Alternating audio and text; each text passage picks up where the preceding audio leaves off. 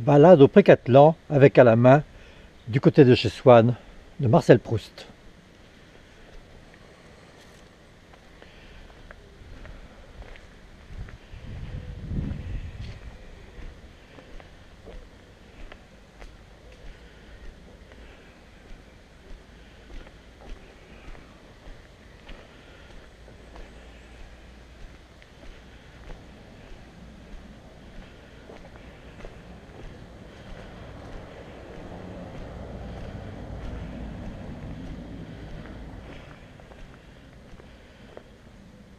Ce qui était sans cesse devant ses yeux,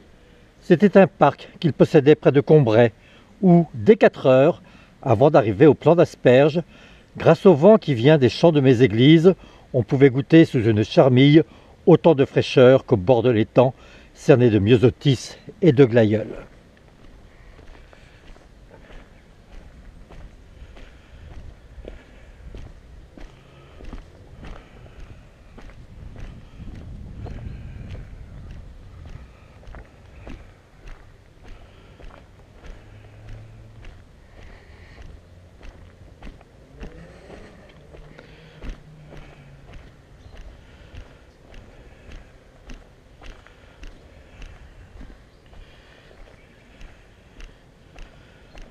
Devant nous, une allée bordée de capucines montait en plein soleil vers le château.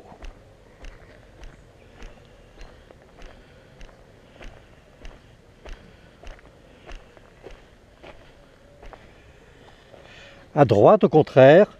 le parc s'étendait en terrain plat.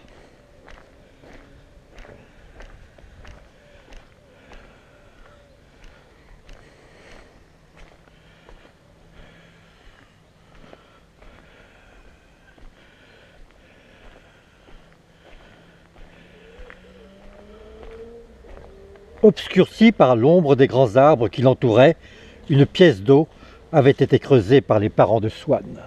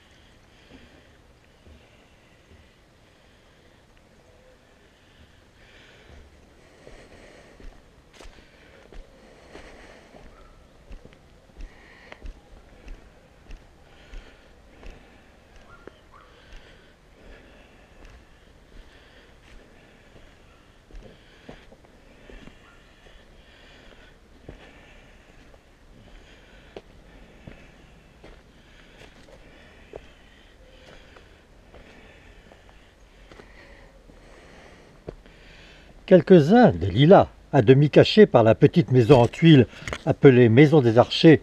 où logeait le gardien, dépassaient son pignon gothique de leur rose minaret.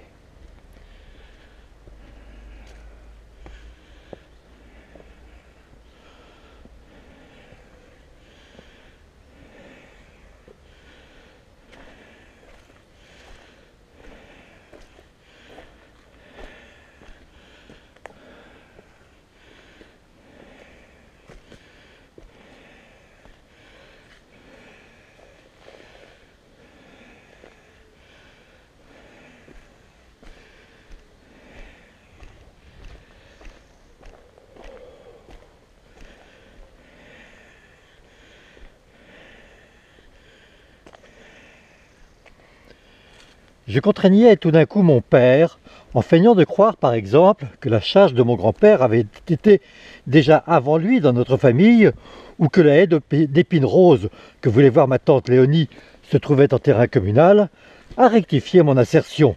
à me dire, comme malgré moi, comme de lui-même, mais non, cette charge-là était au père de Swann, cette haie fait partie du parc de Swann.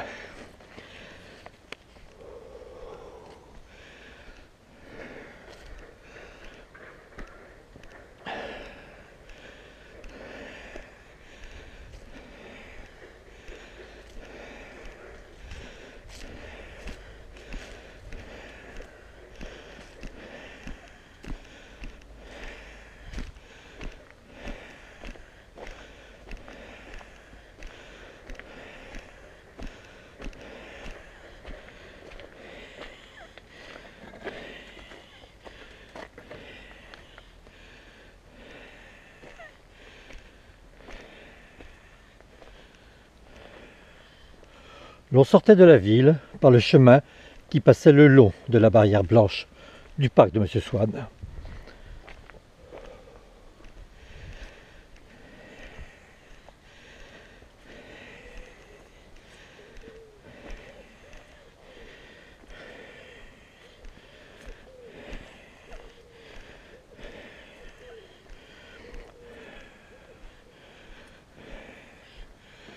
Je poursuivais jusque sur le talus qui, derrière la haie, montait en pente raide vers les champs,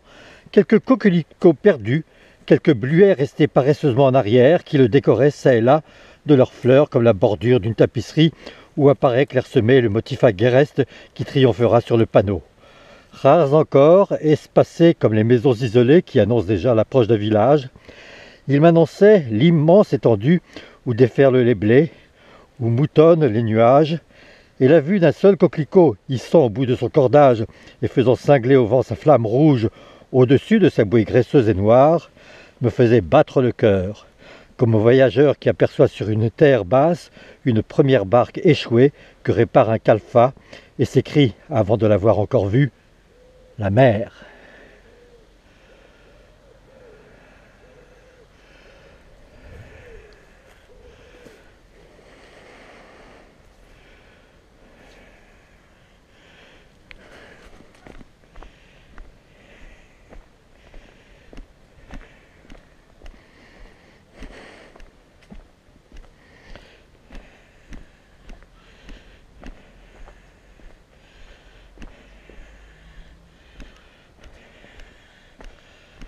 Après m'avoir cherché partout, ma mère me trouva en larmes dans le petit Rédillon, contigu à Tansonville, en train de dire adieu aux aubépines, entourant de mes bras